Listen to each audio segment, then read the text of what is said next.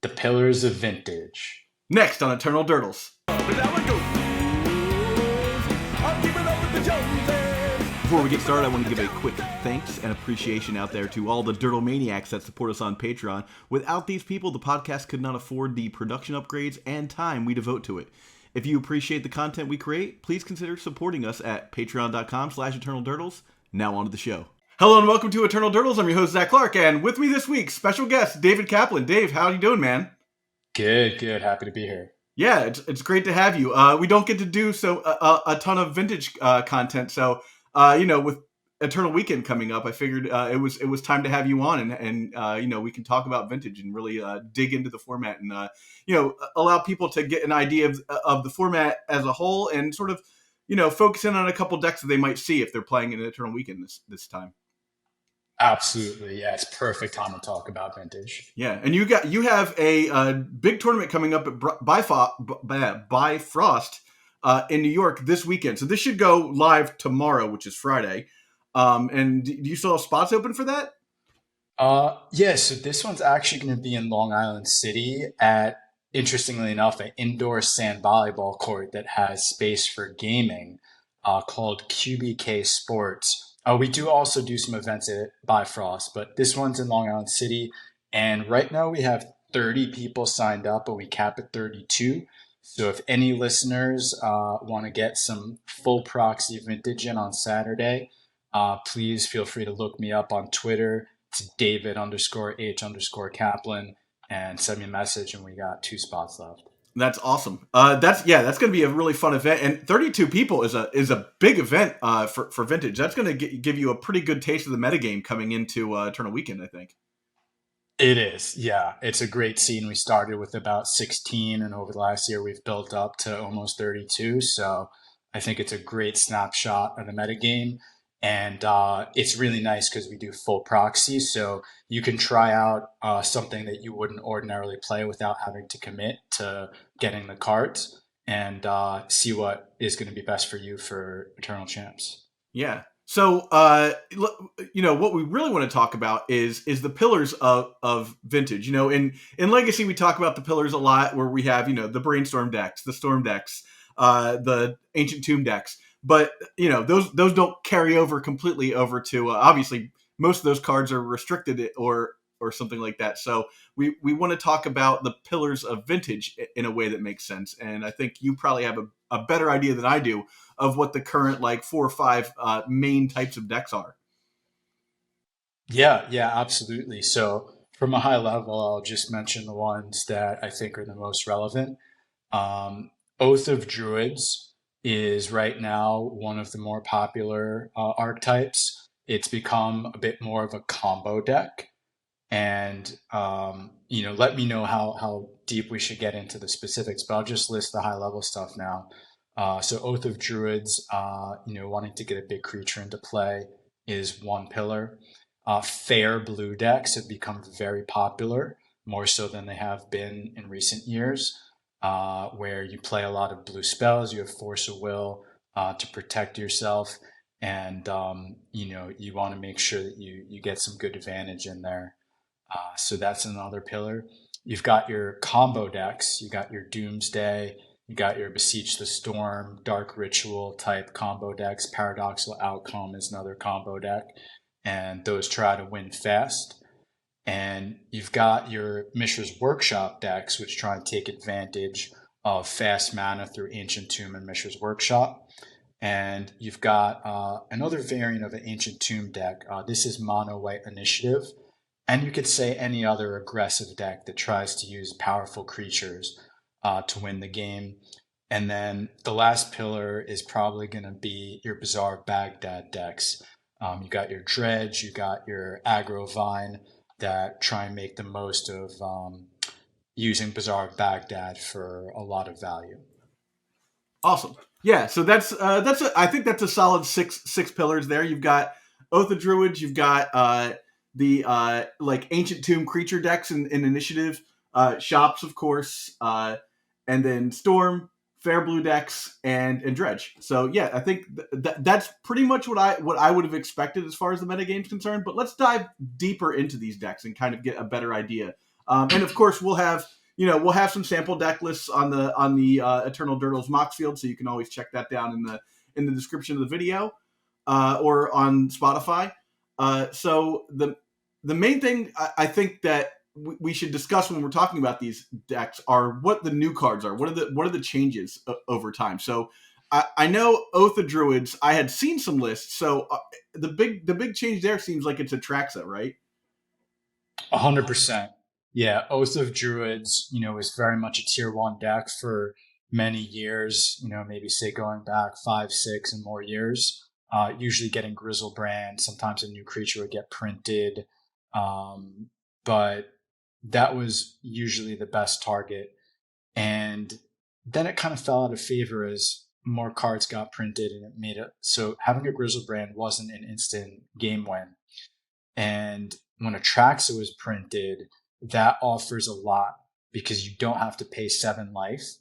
And that's a huge advantage in a metagame where there's so much fast pressure that you're able to also have access to 10 cards instead of 7. So there's a lot of upside. Also, Atraxa is a blue card that you can pitch to Force of Will. So there's a lot of nice features of Atraxa compared to Grizzlebrand. Well, I think I would say one of them is probably that you can include 4 in the deck if you want to, right? Because it pitches to Force of Will. You're not in a situation where that's a dead card in your hand. Very much so. And getting a redundant one off itself means you have that blue card to pitch. So very much so. And it's gotten to the point where show and tell is taking the place of planeswalkers. Oath, in recent years, Oath has been paired with planeswalkers for more of a control deck. So you had Ren and 6, also facilitating a red splash as a bit more of a grindy value Oath deck. But with show and tell becoming more and more popular, it's a lot about getting a turn 1 show and tell, Oath, Tinker, or Flash. Flash is very interesting. Flash, that's a new one too. We haven't seen Flash since Protean Hulk. Yep, Flash is nice. It really gets the job done. Gives you that instant top 10 card access.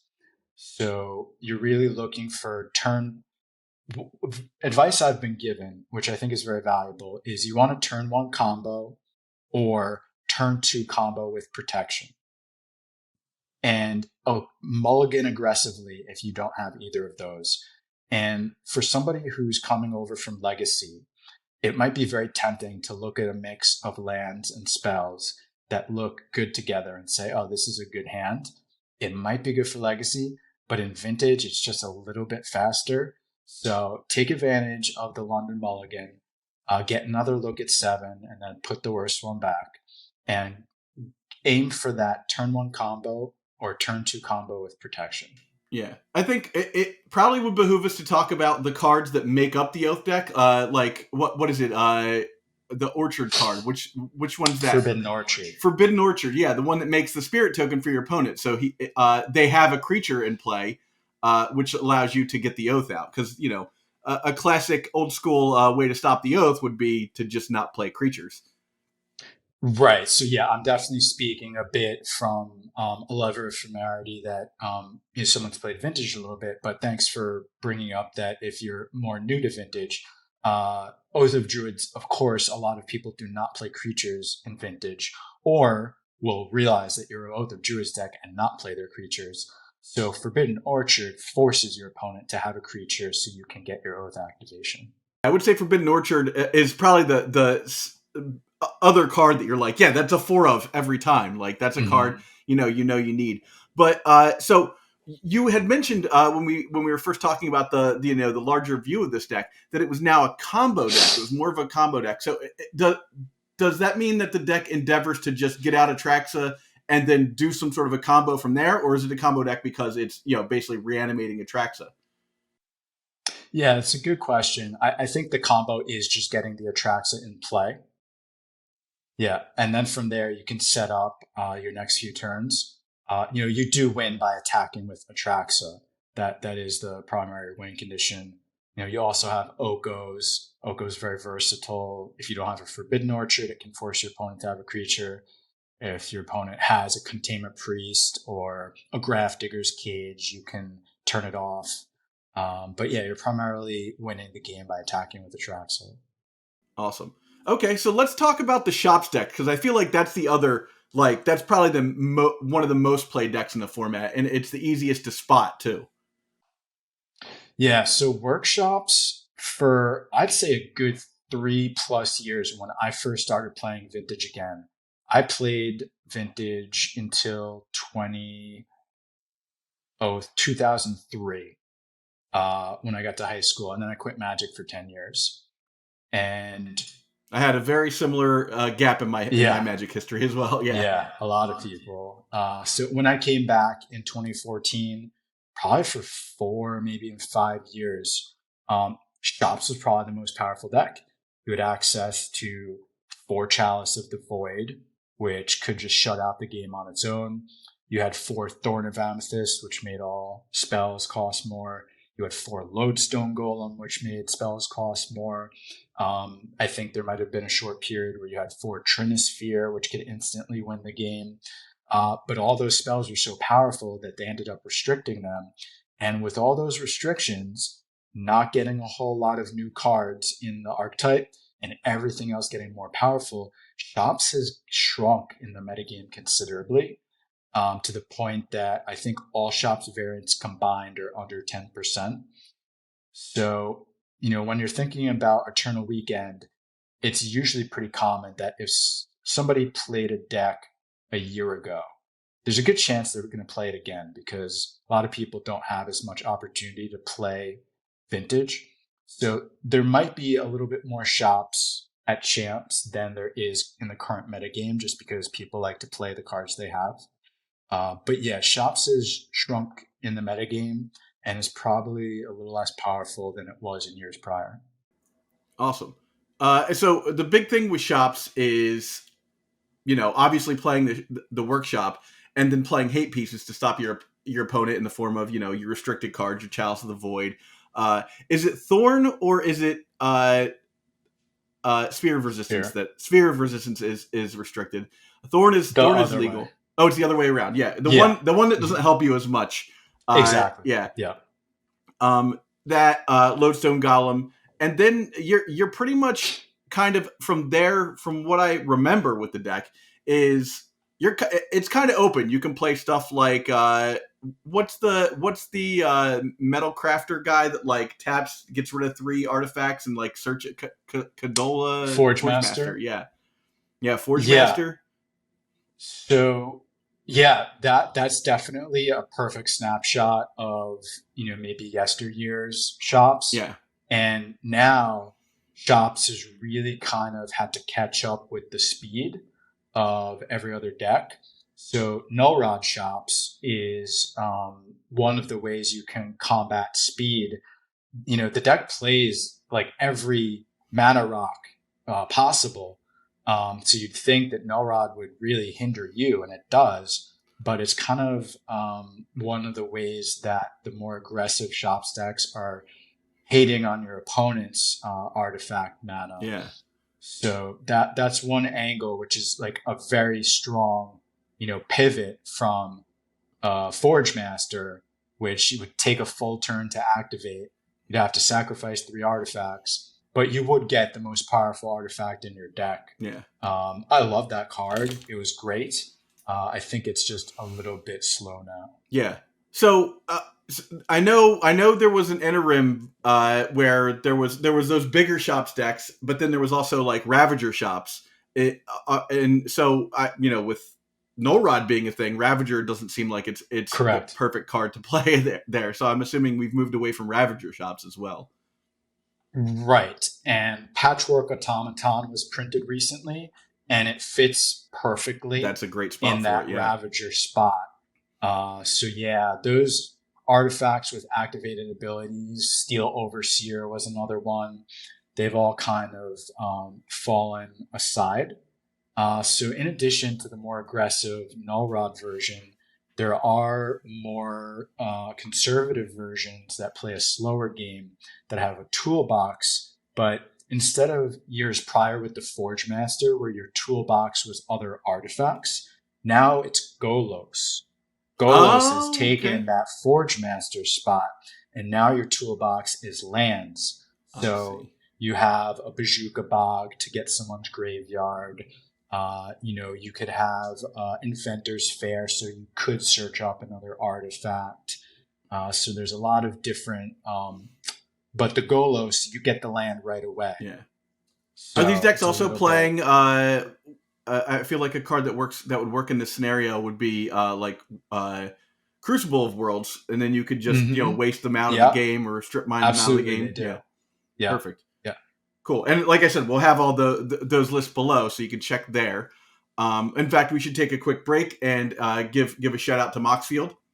Eternal Durdles is proud to be sponsored by Moxfield. Moxfield is the best Magic the Gathering deck building website on the internet. You can create, share, and find decks from Commander to Legacy and even fan-supported formats like Pre-Modern and Old School. You can see all of our decks on our Moxfield. Follow the links below to stay tuned. All right, so let's talk about Dredge. That's another big pillar of the format. That's we've seen Dredge for I don't know 20 plus years. Yeah. So this is another one where, Bizarre is still very powerful, but the dredge mechanic itself has gotten less popular. And what's become more popular is using Bizarre to do other things. Okay, So there's a very strong control Bizarre version that plays tons of zero mana interaction. You've got Force of Will, Force of Negation, Force of Vigor.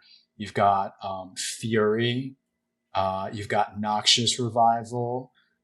So you've got okay. no mana in the deck, all zero mana interaction.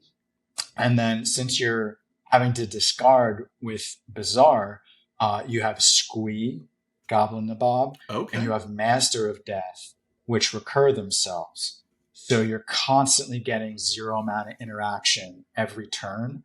And against something like a combo deck, it's very hard to You can get just through rip all them of that apart. permission. Yeah. Uh, Mind Break Trap is another one. So you just have a ton of zero mana interaction. Okay. That's really interesting. And how does the deck win? So it has Root Wallas, Okay. zero mana Root Wallas, Basking Root Basking Root Wallas Walla, and the and Blazing Root Fear Walla. Blue Blazing. That's the one. It has Hollow One, and then when you get to cast two of those cards, you also have a Vengevine in your graveyard. Okay. Yeah, And this isn't like it's not like limited where there are other creatures on the board. Those are gonna be enough to get through. yeah. Yeah. Okay, so let's talk about the fair blue decks then. So, we used to talk about big blue back in the day, which was, basically just like your mana drain style control deck. How has this deck changed in the last like 5 years? So back in the day, a fair blue deck started with four mana drain, Okay. and today, mana drain just isn't at that same power level. Yeah. So what's actually probably the most played or close to the most played deck is a deck that is based in blue. It has a black splash for Orcish Bowmasters and the tutors, Demonic and Vampiric Tutor.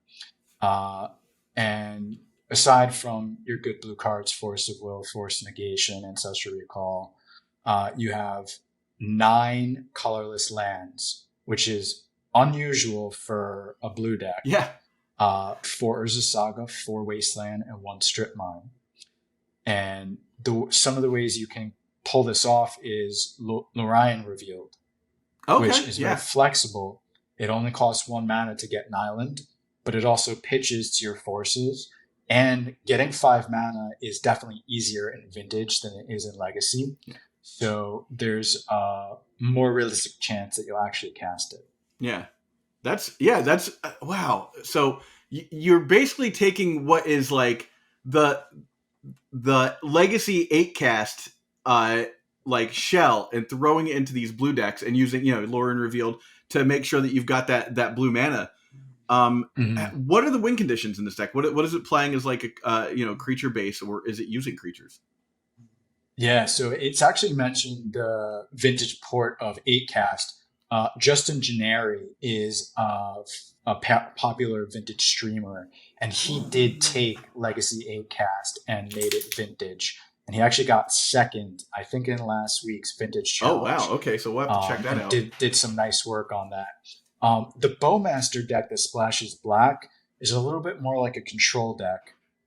So it usually wins with Urza Saga tokens. Okay, That's one of the more reasonable way to win. combos. Yeah. Yeah, yeah. So it's really a lot of controlling elements. Yeah, you've got the mana rocks out there. They're just sitting around, adding to the power and toughness of your construct tokens, and Right. then it obviously the saga is going to grab you something.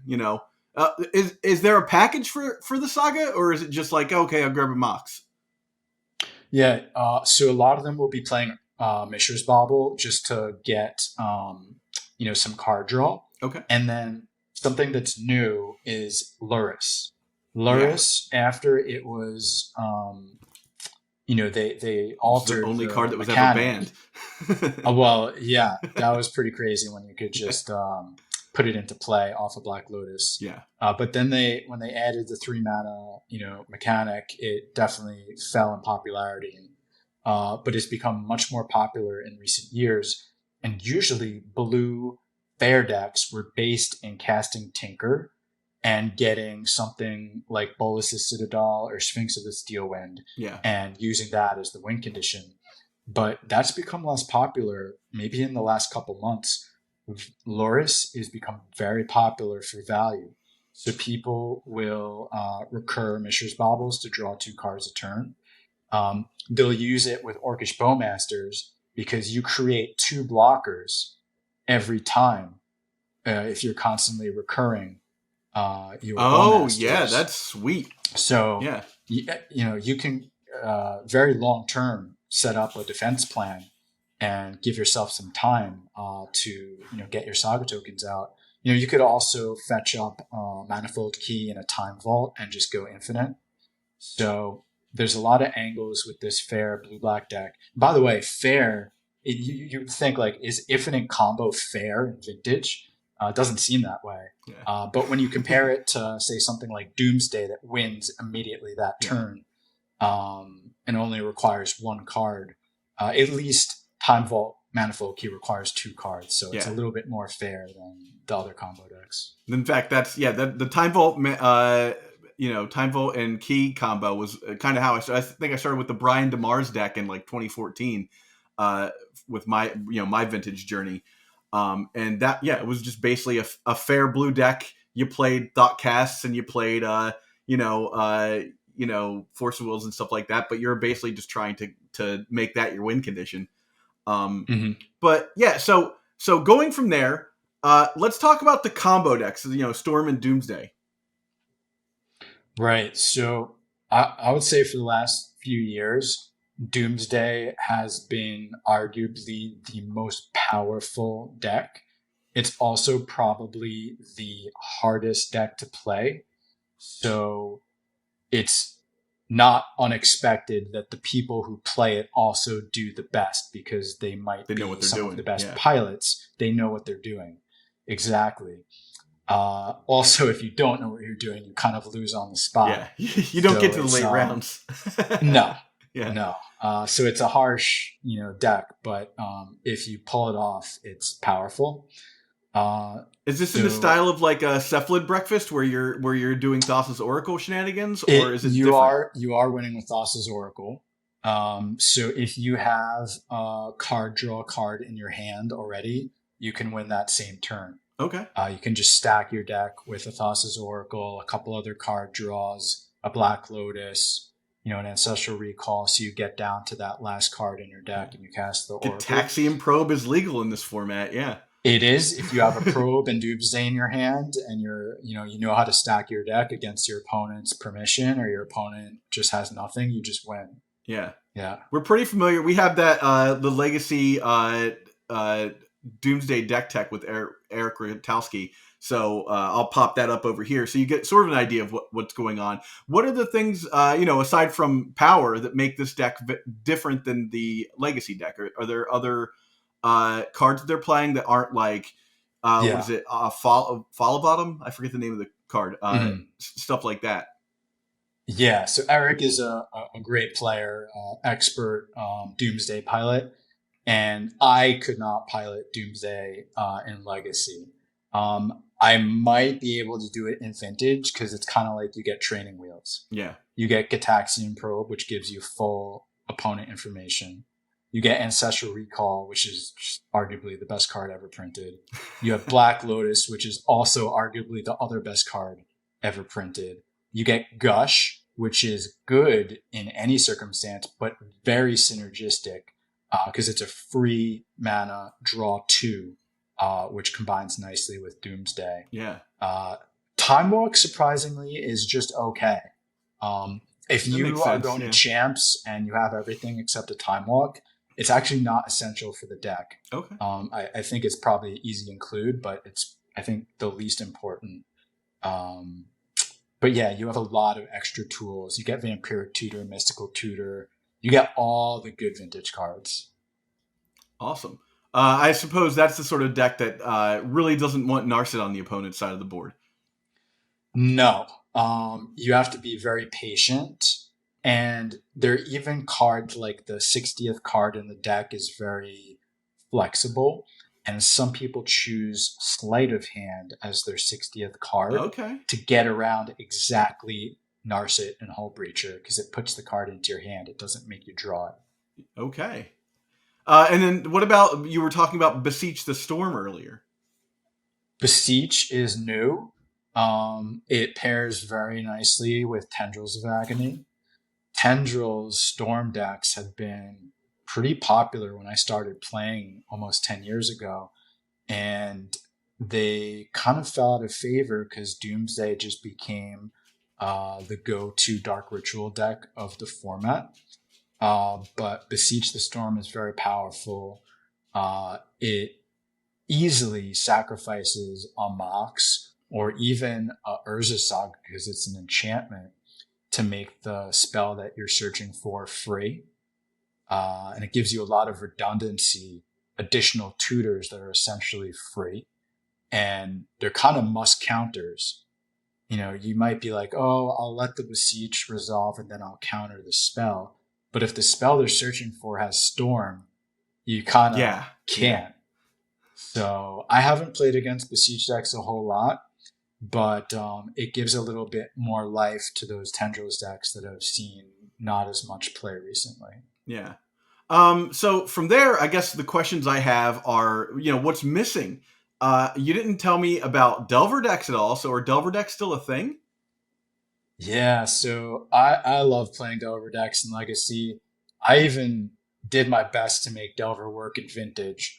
I had just started playing again after that 10-year break. Yeah. And you were the guy. You were the Delver guy. Yeah. I probably was playing a little underpowered.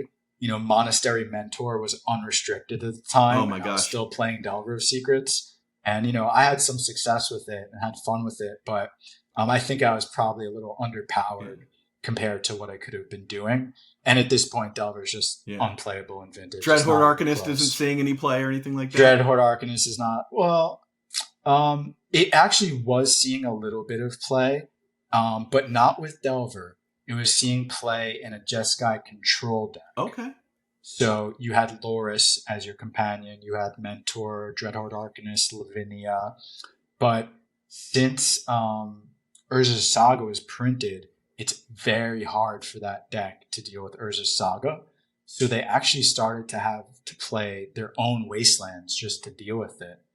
So I really love Vintage because every time a new card is printed, the metagame is so powerful that you immediately have to answer the new threat with changing your deck a little bit, bringing in a new card, coming up with a new strategy.